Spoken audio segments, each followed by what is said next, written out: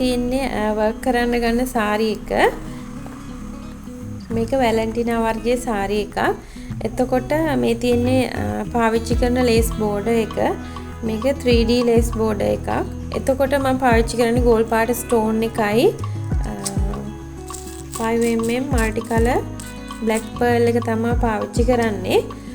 ඊට අමතරව fabric glue එක පාවිච්චි කරනවා. මේ ඩිසයින් එක කස්ටමර් කෙනෙක් එයාට ආස හිතිලා මම කලින් කරපු ඩිසයින් එකක් තමයි මේක.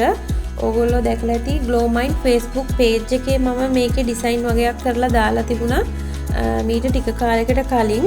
ඉතින් ඒක දැකලා තමයි කස්ටමර් කෙනෙක් කිව්වේ එයාට ඒ ඩිසයින් එක ඕනේ කියලා. ඒක නිසා තමයි මේක මම ඒ ඩිසයින් එකේ හදන වීඩියෝ එකක් කරපු නැති නිසා හින්දා තමයි මම මේක අද ඔයාලට බලන්නත් එක්ක වීඩියෝ එකට අරන් ආවේ. මොකද මේක ඔයාලා කලින් දැකලා ඇති Glow Mind Facebook page එකේ මේ සාරි ඩිසයින් කරපු සාරි වර්ගයක් තිබුණා. මෙතනදී මම මේකට බෝඩරේ දාගත්තා කලින්ම. මොකද මේක ඔයගොල්ලෝ දැකලා ඇති මේ වගේ බෝඩර්ස් දාන විදිය මම කියලා දීලා තියෙනවා. ඒක හරිම ලේසි. ඒක නිසා මම සම්පූර්ණ මට අවශ්‍ය ප්‍රමාණයට මේ සාරි එකේ කලින් බෝඩර් එක දාගත්තා. මේකේ කස්ටමර් ඉල්ලුවේ එයාගේ පොට හරියට එන කොටසටයි පපුව හරහා යන කොටසටයි තමයි එයා මේ ලේස් ඇප්ලික් එක ඉල්ලුවේ. ඒ විදිහටම තමයි අපි Glow Mind Facebook page එකේ ෆොටෝස් දාලා තියෙන්නේත් ඒ විදිහමයි. ඉතින් ඒ විදිහට තමයි චුට්ටි වෙනසක් කරලා ඒ කස්ටමර් සාරි එක ඉල්ලුවේ. ඉතින් මේක ලොකු දෙයක් නැති නිසා මම මේකේ කලින්ම බෝඩර් එක දාගත්තා. මෙතනදී මට පුළුවන් වුණා කස්ටමර් කෙනෙක් ආපු නිසා එයාට මේ සාරි එක අන්දලා බලලා පොට එයාට අවශ්‍ය ප්‍රමාණයට තියලා බලලා එයාට අවශ්‍ය තැනටම හරියටම මේ ලේස් ඇප්ලික් එක කරගන්න මම ඒ මෙෂර්මන්ට් එක ගත්තා. ඒ කස්ටමර් කෙනෙක් ළඟට ආවම ලේසි. මොකද එතකොට එයාට අවශ්‍ය තැන් අපිට මේ මාක් කරගෙන අපේ වර්ක් එක කරගන්න පුළුවන් නිසා. මෙන්න මේ විදිහට බේසික් වැඩ ටික මම කරගත්තා. මේක ඕගලන්ට කියන්න අවශ්‍ය නැහැ. අපි සාරියක් වර්ක් කරන්න කලින් අනිවාර්යෙන් සාරිය යටට රිජු ෆෝම් එක තියලා ඉටරෙද්දක් තියලා පින් කරගන්න ඕනේ. සාරිය එහා මෙහා යන්නේ නැති වෙන්න. මෙන්න මෙතන පින් එකක් දාලා තියෙනවා. අනිත් පින් එක මෙතන තියෙන්නේ. ඉතින් ඒක තමයි එයාගේ පපුව හරහා යන කොටස. කියන්නේ උරහිසේ ඉඳලා අපි සාරිය ඇඳහම මම ඔයාලට වෙනම කොලයක ඇඳලා පෙන්නන්න මේක කොහොමද වර්ක් කරලා තියෙන්නේ කියලා. ඉතින් අන්නේ කොටස අතරට තමයි දැන් මේ ලේස් මල අපි ඇප්ලික් කරගන්න හදන්නේ. මුලින්ම මෙතනදී මගේ කොටසට අවශ්‍ය මල් ප්‍රමාණය මම මැනගන්නවා. මෙන්න තියලා මේ කොටසට මේකෙන් මල් 4ක ප්‍රමාණයක් තමයි යන්නේ. ඒ නිසා මම ඉස්සෙල්ලා මේ මල් 4 වෙනම කපා ගන්නවා. එක මලක් තමයි අපි ඉස්සෙල්ලාම අලව ගන්නේ. අපේ අවශ්‍ය තැනට තියලා fabric glue එකෙන් තමයි අලව ගන්නේ. B6000 එකෙන් අලවන්නත් පුළුවන්. ඒක ඉක්මනට වේලෙන්නත් පහසුයි. හැබැයි ඕගොල්ලෝ B6000 එක පාවිච්චි කරනවා නම් ඒකේ ඔරිජිනල් B6000 එක හොයාගන්න ඕනේ. මොකද එහෙම නොවුනොත් මේ ඒ ගම් එක ටික දවසක් ගියාම මේ glue ගාලා තියෙන තැන් කහ පාට වෙනවා. කියන්නේ අඳුරු කහ පාටක් වෙනවා. එතකොට අපේ සාරියේ පෙවුනහම මේ ඩිසයින් එක උඩින් පෙනුනොත් ඒක කැතට හිටිනවා. ඒක නිසා ඒක පාවිච්චි කරන්න ලේසි. ඉක්මනට fabric glue එක වගේ නෙමෙයි. ගොඩක් ඉක්මනට වේලෙනවා. හැබැයි fabric glue එක අපිට ටිකක් වෙලා වේල ගන්න වෙනවා. හැබැයි මේකෙන් කිසිම හැම ප්‍රශ්නයක් ඇති වෙන්නේ නැහැ ඇඳුම් වලට. මොකද මේක ගම් එක වේලුණාට පස්සේ මේකේ කලර් එකක් හිටින්නේ නැහැ. නිකන් අපිට සුදු පාට ගම් පාර විතරයි පේන්නේ. එහෙම වෙනම පාටක් හිටින්නේ නැහැ. ඒක නිසා මම ගොඩාක් වෙලාවට මගේ මේ සාරි වර්ක් වලට ගොඩක්ම පාවිච්චි කරන්නේ මේ fabric glue එක. ඉතින් කලින් වීඩියෝ එකටත් කමෙන්ට් එකක් දාලා තිබුණා මොකක්ද පාවිච්චි කරන glue එක කියලා. ඉතින් මෙන්න මේ fabric glue කියලා ඉල්ලන්න. ඇඳුම් වල අපි මොන හරි අලව ගන්නවා නම් මෙන්න මේ fabric glue එක තමයි ගොඩක්ම හොඳ. B6000 glue එකත් හොඳයි.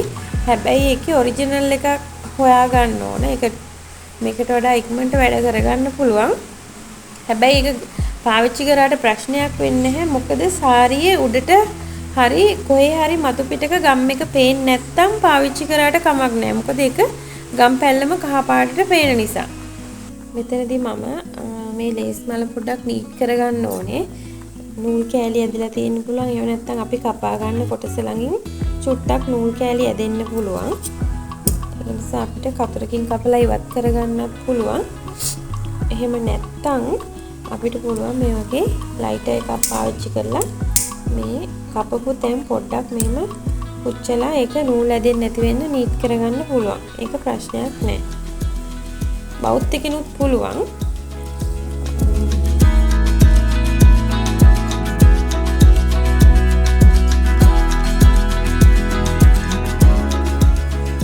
හරි. මෙතනදී මම කරන්නේ මුලින්ම මේ අපි අවශ්‍ය ලේස් කොටස දැන් මේක ඕගොල්ලන්ට පුළුවන් නිකන් හරිම ලේසි ලේස් එකක් මල් අලවන්නත් පුළුවන්. හැබැයි මෙතනදී මම අරන් තියෙන බෝඩරෙත් එක්ක මේකේ මේ වගේ මේ කොටස් තියෙනවනේ. ඒක චුට්ටක් අනිත් එක මේ බෝඩර් එක ටිකක් ලොකු බෝඩර් එකක්. ඒ හින්දා මට මේ ටිකක් මේක අපහසුයි එකපාර මෙහෙම අලව ගන්න. ඒක නිසා පරිස්සමට අලවන්න ඕනේ. මොකද අපි මෙහෙම එක පැත්තක් තියෙනකොට මේ පැත්තේ ගම් ටික ඇඟේ වදින්න පුළුවන්. එහෙම නැත්නම් ආයේ මේක සාරියෙම වදින්න පුළුවන්. ඒක නිසා ගොඩක් කල්පනා වෙන්න ඕනේ. මොකද මේක ටිකක් අර බෝඩර් එක ලොකුයි. ඒ වගේම අර මෙහෙට චුට්ටක් මෙහෙම විහිදිලා තියෙන හින්දා කෑලි ගොඩක් තියෙන හින්දා ටිකක් අමාරු වෙනවා. ඒක නිසා මේ වගේ බෝඩර් අලවනකොට සාරිය ගෑවෙන්නෙත් නැතුව පිළිවෙලට අලව ගන්න ඕනේ. ඒක නිසා පිළිවෙලට මේක ඉස්සෙල්ලා අවශ්‍ය තැනට තියාගෙන මම ඉස්සෙල්ලාම මේ උඩට අවශ්‍ය තැන මල විතරක් ගම් එක දාගන්න. අපි මේ දෙවෙනි මලට මම පින් එකක් ගහ ගන්නවා. මොකද මම ඒක පළවෙනි මල එහාට මෙහාට කරනකොට මෙතන වෙනස් වුණොත් අපිට හරියට අලව ගන්න විදිහක් වෙන්නේ නැති නිසා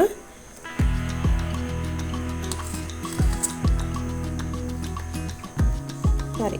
දැන් මෙහෙම ගම් එක දාලා මේ පැත්තට හරවන්න ඕනේ. මෙහෙම දාලා ගම් එක දාලා අපි ලස්සනට ඉස්සෙල්ලාම මේ බෝඩරේ පැත්තේ තමයි අලව ගන්න ඕනේ. ඊට පස්සේ තමයි මෙහෙම තියා ගන්න ඕනේ. නැත්තම් මෙතන අපිට මෙහෙට පයින්න පුළුවන්. ඒක ගොඩක්ම කල්පනා වෙන්න ඕනේ. මොකද මේ සාරි එක ගම් ගෑවුනොත් ඒ වෙලෙම හොදලා අරින්න ඕනේ. මම ඒක කලින් කියලා තියෙනවා. අලුත් කෙනෙකුට නම් දැන් බලන කෙනෙකුට නොතේරෙන නිසා මම ආයෙ චුට්ටක් කියන්නම්. දැන් අපි මෙහෙම පිට ගෑවුනොත් අපි අනිවාර්යෙන් ඒ වෙලෙට චූටි රෙදි කෑල්ලක් හරි කොටන් බඩ්ස් එකක් හරි අරගෙන චුට්ටක් වතුර ගාලා මෙහෙම ඉක්මනට ඒක පිහදලා අයින් කරන්න ඕනේ. එහෙම නැත්නම් අපි හිතන්නකෝ ඕගොල්ලන්ට අමතක වෙලා මේ සාරිය කොහේ හරි තිබුණා කියලා. ඕගොල්ලෝ සාරිය ඉවර වෙලයි මේක දකින්නේ. ඒ වෙලෙට කරන්න පුළුවන් අපේ අපි පාවිච්චි කරන පර්ෆියුම් වර්ග තියෙනෝනේ. හැබැයි වර්ණයක් නැති එකක් වෙන්නත් ඕනේ. මොකද සමහර වගේ පාට හිටින්න පුළුවන් සාරියේ. පර්ෆියුම් චුට්ටක් ස්ප්‍රේ කරලා චුට්ටක් අතින් මෙහෙම අපි මෙහෙම ගලවන්නේ. මේ වගේ ගම්පොත් උඹ ගැලෙවුවාම ගැලවෙනවා. එහෙම නැත්නම් වතුර බින්දු දෙක තුනක් දාලා චුට්ට වෙලාවක් පෙඟෙන්න තිබුණා නම් මේක මෙහෙම ගලවලා අයින් කරන්න පුළුවන්.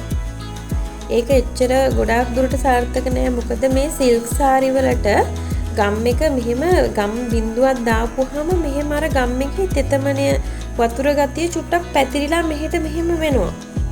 මම ඒක ඔයාලට පෙන්නන්නම් මේ සාරි කොටසට ගම් බින්දුවක් දාලා කොහොමද ඒක පැතිරෙන්නේ කියලා. අර ඒ වගේ දේවල් එහෙම වුණාම අපිට චුට්ටක් ඒක අයින් කරගන්න අමාරුයි. ඒ වෙලේ හේදුවත් හරි සමහර වෙලාවට තියෙන්න පුළුවන්. ඒක නිසා ගොඩක්ම අපි පරිස්සම් වෙන්න ඕනේ වර්ක් එකක් කරනකොට. ගම් ගෑවෙන්න ප්‍රමාණය කියන්නේ කොහෙත්ම ගම් ගෑවෙන්නේ නැති වෙන්න පරිස්සමට අපි මේ වර්ක් එක කරගන්න පුළුවන් වුණා නම් ගොඩක් හොඳයි. එහෙම නැත්තම් ඔයගොල්ලන්ට මොන හරි ගම් එකක් ගෑවිලා දැකලා නැතුව ඒක හොදන්නත් බැරුව යන්නෙත් නැති වෙනවා නම් තව එක දෙයයි කරන්න පුළුවන්. අපිට එතෙන්ට මොන හරි එක්ක ලේස් මලක් අලවන්න ඕනේ නැත්නම් පර්ල්ස් වලින් මොන හරි ඩිසයින් එකක් කරලා කොහොම හරි එක පේන්නේ නැති වෙන්න එතෙන්ට මොකක් හරි ආයෙ වර්ක් එකක් දාන්න වෙනවා. හරි. මේක අපි කන පිට හරවගෙන ඉස්සෙල්ලාම මම ගම් දාගන්නේ මෙන්න මේ ලයින් වලට. මේ ලයින් වලට ගම් එක අපි ගොඩාක් දාගන්නෙත් නැහැ. මොකද මේ ලයින් එකෙන් ගම් එක පිට යන්න පුළුවන්. ඒක නිසා චුට්ටක් අයිනටම නැතුව චුට්ටක් මෙහයින් මේ ගම් ලයින් එක මම මේ සම්පූර්ණ මල වටේටම දාගන්න.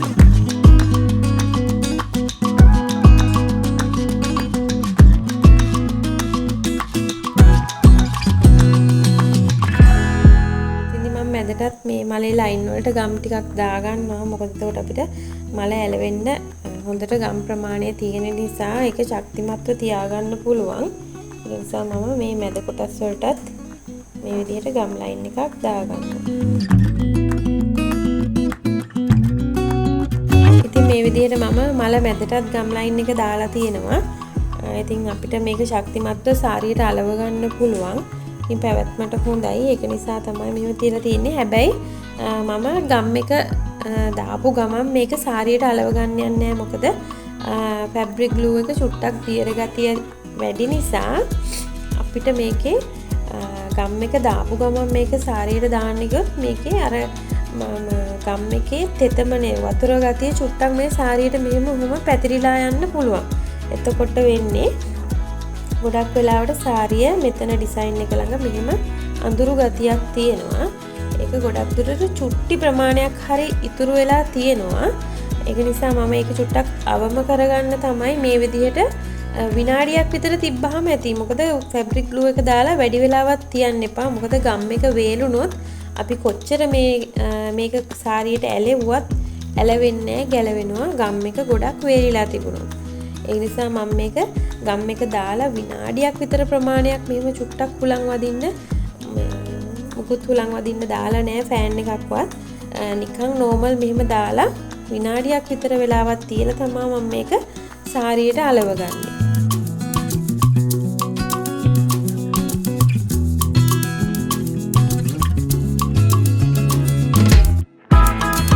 ගොඩාක් අතින් තද කරන්නේ මම මේක සාරියට මම නිකන් තිබ්බේ.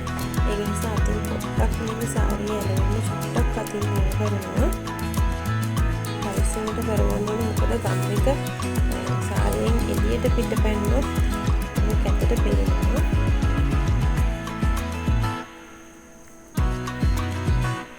ඒ නිසා ගොඩ තද කරගන්න නැහැ. මේ වගේ ලාවට පොඩ්ඩක් මේක තද කරගත්තාම ඇති.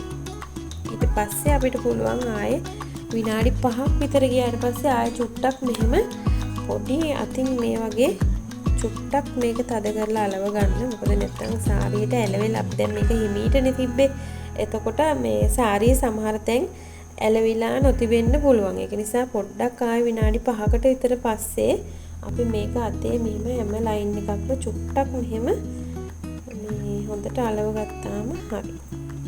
හරි මේ විදිහට තමයි තියෙන්නේ. ඉතින් මම මේක ආයෙ පාරක් මේ විදිහට අතින් පොඩ්ඩක් විනාඩි 5කට විතර පස්සේ ආයෙ පොඩ්ඩක් මෙහෙම චුට්ටක් තද කරගන්නවා. මොකද අපි ඉස්සෙල්ලා ගොඩාක් තද කරලා අලෙව්වේ නැති නිසා අපේ මේක ඇලවිලා නැති තැන් තියෙන්න පුළුවන්. ඒක නිසා පොඩ්ඩක් ආයෙ අතින් මේ විදිහට කරගන්නවා. ඊට පස්සේ මේ මැද කොටසක් නැවත මම ආයෙ ෆැබ්‍රික් ග්ලූ දාලා මෙන්න මේ විදිහට චුට්ටක් අලව ගන්නවා.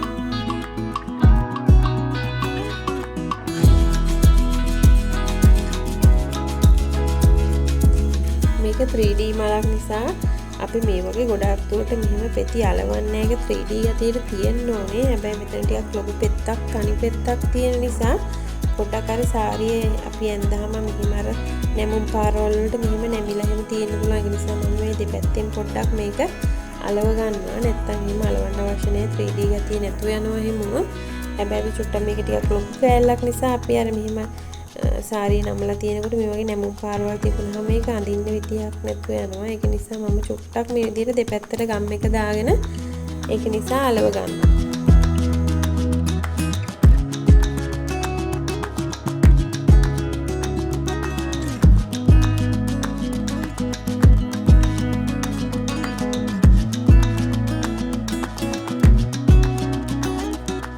හරි දැන් අපිට පුළුවන් ඊළඟ මල් ටික අලව ගන්න. එතනදී අපි මෙතන දෙවෙනි මාළට පින් ටිකක් ගැහුවානේ. එන්නේ ටික ගලවලා ඔයාලට පුළුවන් මේ පින් ටික අපි මේ මලේ අපි අලවගත්ත මල තියෙන එතන ගම් ගාලා තියෙන අවසාන කොටස් හරිය තියෙන්නේ. අන්නේ අවසාන කොටස් ටිකට තමයි මේ පින් ටික ගහගන්න. මොකද නැත්නම් අපි මේ පැත්තෙන් මේක උස්සනකොට අපි අලවපු මල ගැලවෙන්න පුළුවන්. ඒ නිසා මේ අලවගත්ත අවසාන තැනට තමයි අපි මේ පින් ටික ගහගන්න. හරි. එතකොට අපිට පුළුවන් මේ පළවෙනි මල අලව ගත්තනේ. අපිට මේ ටික මෙහෙමම සම්පූර්ණ උස්සලා අයින් කරගන්න පුළුවන්. උස්සලා අපිට නැවත අර පළවෙනි මල අලවපු විදිහටම මේක මේ පැත්තට හරවලා අපි මේ එක කොටසින් කොටස අලව ගන්න එක තමයි අපේ නිර්මාණයට ගොඩක් හොඳ වෙන්නේ. මොකද ඔයාලා මේක එකපාර ගම් එක දාගන්න යන්න එපා. මොකද ඒක ඉක්මන් කියලා හිතන්නලා ඔක්කොම ගම් එක දාගෙන මෙහෙම අලවන්න හිතන්න එපා. මොකද මේක අලවනකොට අපි නොදැනුවත්ම මේක සාරිය ගෑවෙන්න පුළුවන්. ඒක නිසා මේක පිළිවෙලට කරගන්න නම් මේ වගේ බෝඩර් එකක් අපි මෙන්න මේ විදිහට එකින් එක තමයි මේක පිළිවෙලට අලව ගන්න ඕනේ. ඉතින් සම්පූර්ණ ඉතුරු මල් ටිකත් මේ විදිහට තනි මල අරකට ගම් දැම්ම වගේම විනාඩියක් තියලා අපි හිමීට මේක සම්පූර්ණව අලව ගන්න ඕනේ.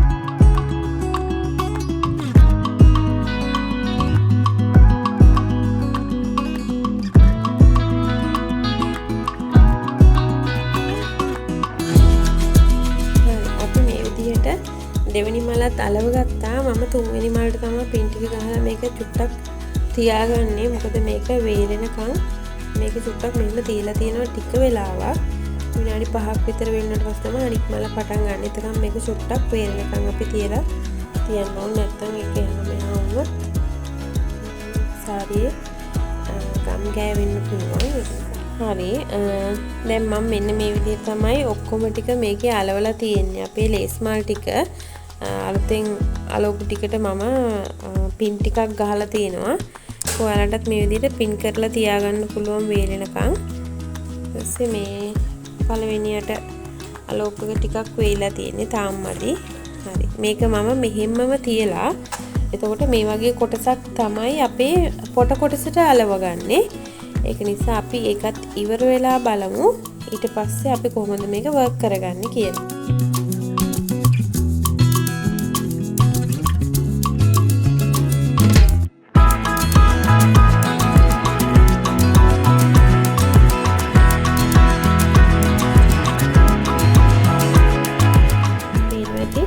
එතන චුට්ටක් අපේ මේ ගම් එක ගෑවිලා තියෙනවා. එතන අපිට ඕන නම් දැම්මම කොටන් බට්ටකින් මේක තෙමලා අපිට මේක මකා ගන්න පුළුවන්. එහෙම නැත්නම් මම වර්ක් එකේදී පාවිච්චි කරනවා තනින් තැනට පර්ල්ස්. මෙතෙන්ට ලස්සනට මෙහෙම පර්ල් එකක් අලවන්නත් පුළුවන්. නැත්නම් අපිට මේක කොටන් බඩ් එකක් පාවිච්චි කරලා මෙහෙම වතුර ටිකක් ගාලා මේක පිහදලා දාන්න පුළුවන්. මේ තියෙන්නේ අපි මුලින් කිව්ව විදිහට මේ මල් හතරම අලව ගත්තට පස්සේ තියෙන විදිහ. මම මේ පින් ටික දැන් ගලව ගන්නවා.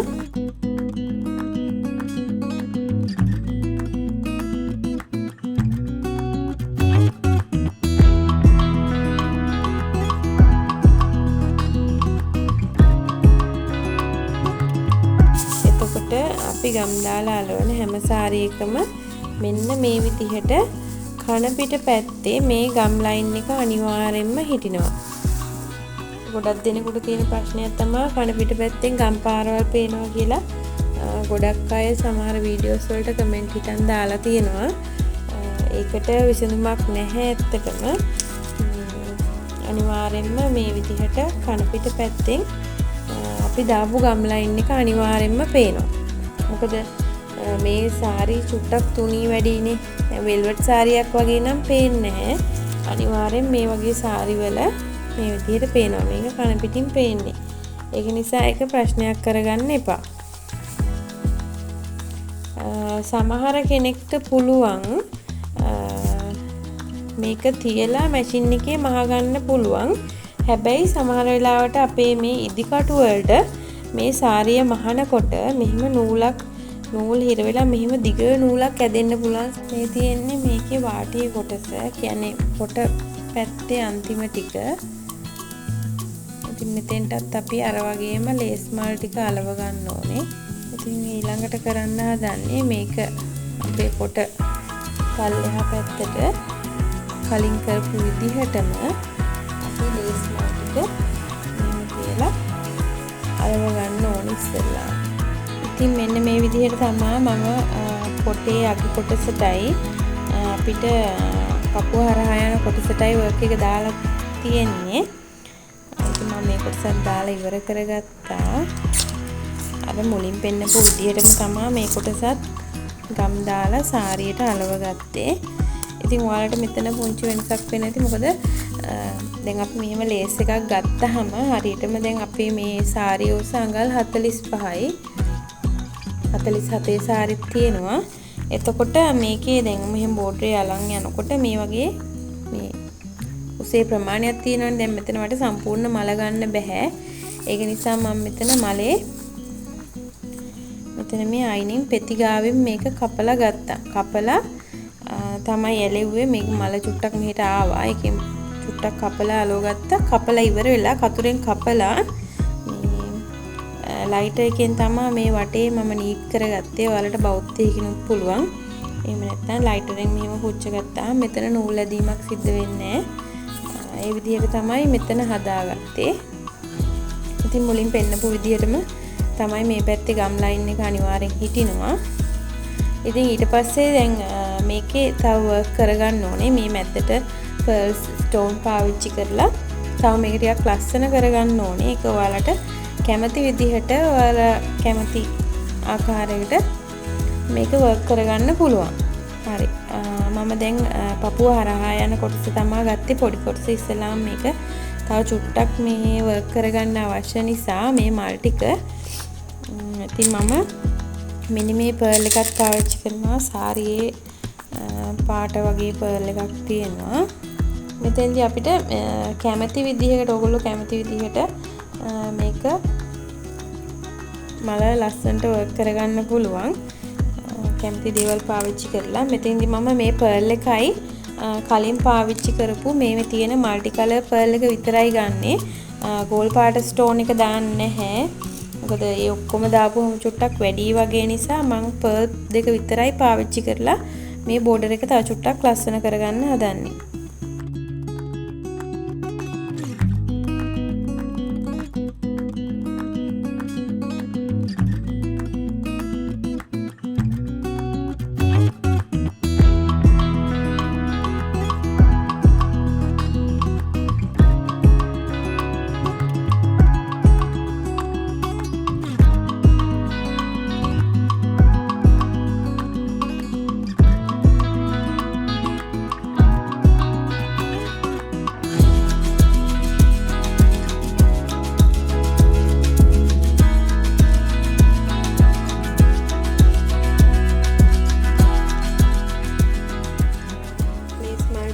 අවසානයේ වර්ක් කරලා තියෙන විදිහ. ඉතින් මම මේ පපුව හරහා යන කොටසටයි අපේ පොටේ අවසාන කොටසටයි මේ විදිහට දෙකටම වර්ක් එක දාලා ඉවරයි. මේකට මම ගෝල් පාට මෙතන මේ පාවිච්චි කරලා තියෙන ස්ටෝන් එක පාවිච්චි කරේ නෑ. මොකද ඒක චුට්ටක් වැඩි වගේ කියලා හිතුන නිසා මම ස්ටෝන් එක පාවිච්චි කරන්නේ නැතුව සාරියටම මැච් වෙන පර්ල් එකකුයි අපි කලින් පාවිච්චි කරපු මේ মালටි කලර් පර්ල් එකයි විතරයි මම මේ මල්ටිකට පාවිච්චි කරේ. මේ තියෙන්නේ අපේ මේ පොට කොටස. මුලින්ම මෙතන මේ මල් හතරක් දාලා තියෙන්නේ අපේ පපුව හරහා යන කොටස. ඊට පස්සේ මේ තියෙන්නේ අපේ පොට. මේ කියන්නේ පොට අපි කඩා දාලා හරි ප්ලීට් තියලා හරි යන්නාම මේ යට කොටසට තමයි මේ ටික දාලා තියෙන්නේ. හරිම ලස්සනයි. ඒ කලර් එකට බ්ලැක් එකේ වර්ක් එක දාපුවාම හරිම ලස්සනට තියෙනවා. normal work එකක් තමයි කස්ටමර් ඉල්ලුවේ. ඉතින් මේ විදිහට තමයි මම මේක හදුවේ. හරි. මේකේ මම ඔයාලට මේ ෆොටෝ එකක් පෙන්නන්නම් මේක කොහොමද තියෙන්නේ කියලා.